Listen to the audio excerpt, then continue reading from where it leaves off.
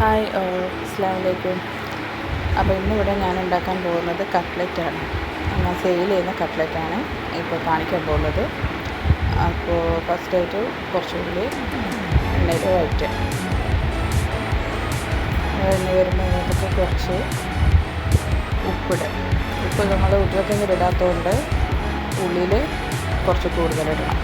അപ്പോൾ അത് റെഡിയായി വന്നോളൂ.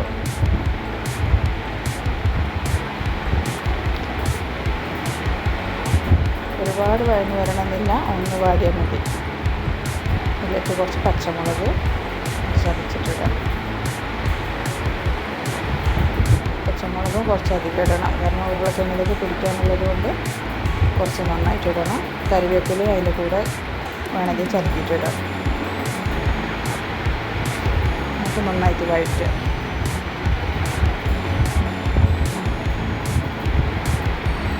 ചിക്കൻ വേവിച്ചത് ഉപ്പും മഞ്ഞളിട്ട് വേവിച്ച് പൊടിച്ചിട്ടിടുക. അത് വീഡിയോ എടുക്കാൻ മറന്നുപോയി, അത് പൊടിച്ചത് അതിൽ ചേർക്കുക. മഞ്ഞൾപ്പൊടി ഇടുക, ഗരം മസാലപ്പൊടി, ഇത്ര മാത്രം മതി കട്ട്ലറ്റിൻ്റെ മസാലയിലേക്ക്.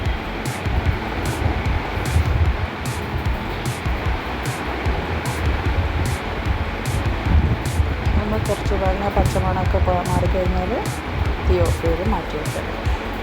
ഉരുളക്കിഴങ്ങ് പുഴുങ്ങിയത് പൊടിച്ച് ചേർക്കുക.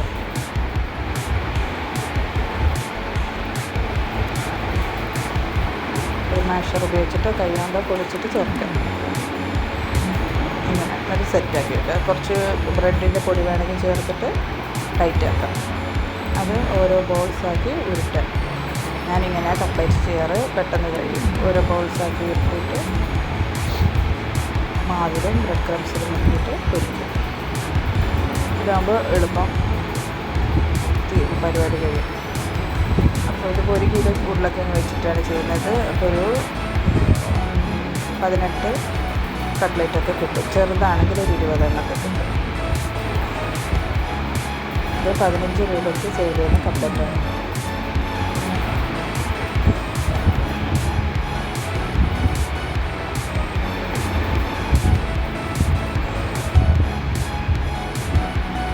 നമ്മളിവിടെ ഫുള്ള് ബോൾസാക്കി കഴിക്കും.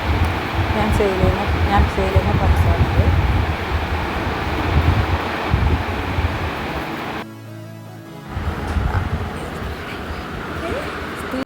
അപ്പോൾ ബ്രെഡ് ക്രംസിലും മൈദയിലും മുക്കിയിട്ട് പിന്നെ കട്ട്ലറ്റ് പൊരിച്ചെടുക്കാം. മൈദ വെള്ളത്തിൽ മിക്സിയിലൊന്ന് അടിച്ചിട്ട് വെക്കുക, ബ്രെഡ് പൊടിച്ചിട്ട് എടുക്കുക. അപ്പം ഈ റസ്ക് പൊടിയേക്കാൾ നല്ലത് ബ്രെഡ് പൊടിച്ചെടുക്കുന്നതാണ്. അപ്പോൾ എണ്ണ കുടിക്കില്ല. അപ്പോൾ എല്ലാം റെഡിയായി. ഇനി നമുക്ക് എണ്ണയിൽ ചൂടായ എണ്ണയിലിട്ട് പൊരിക്കാം. എണ്ണയ്ക്ക് നല്ല ചൂട് വേണം പൊരിക്കുമ്പോൾ, ഇല്ലെങ്കിൽ എണ്ണ കുടിച്ചു പോകും.